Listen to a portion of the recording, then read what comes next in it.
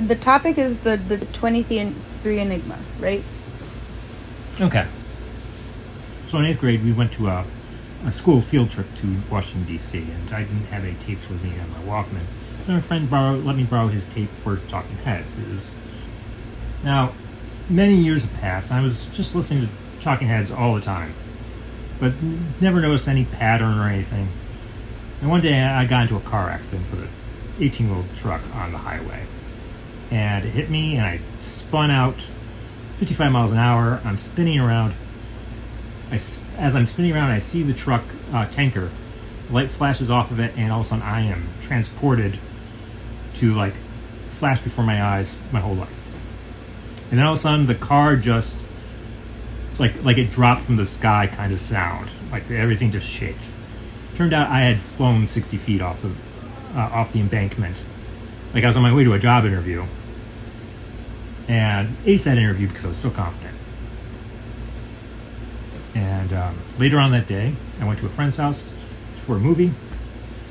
And it was Fearless with Jeff Bridges, which is kind of funny because it's a movie about a guy who survives a plane crash and has tremendous confidence.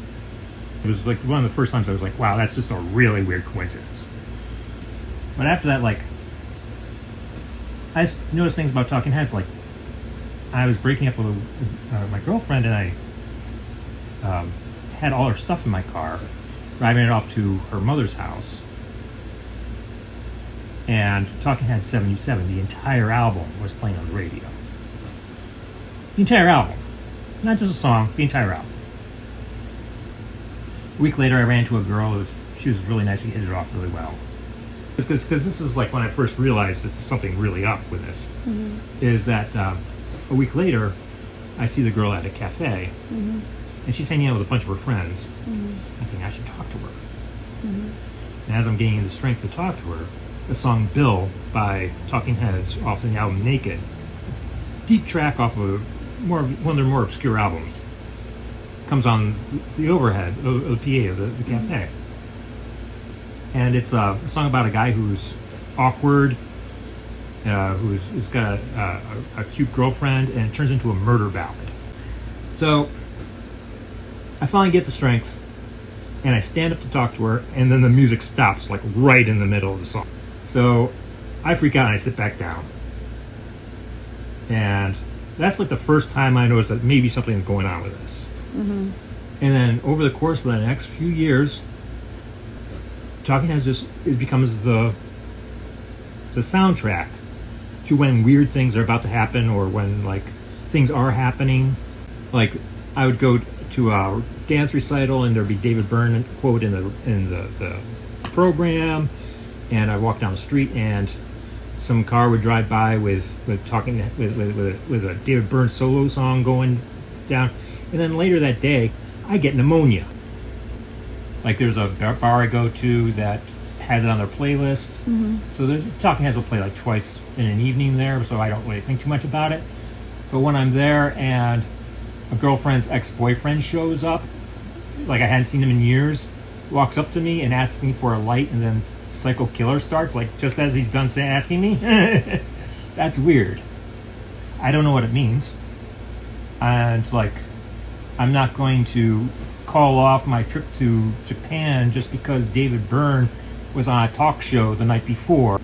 Or like, you know, I turn on the car and like it's a rare live track from 1981 mm-hmm. of a deep cut, and it's like just as I turn the ignition on, it starts, and just when I get to my destination, it stops. Like I don't know what to do with it. Like, and then I think it was around 98. I have a really nice car, so I'm giving people rides for money. I'm driving home. There's this country road, straight, flat. You can go like 80 miles down this road. And there's like these forks in the road that go off to the side. And so I'm supposed to take one of these forks. So I slow down, see if I'm supposed to take that one. And I realize I'm supposed to keep on going.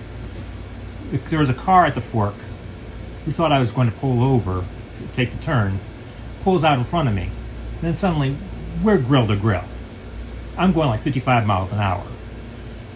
And just as we're about to hit, suddenly the car is 10 feet in front of me and slightly to the left, heading still towards me.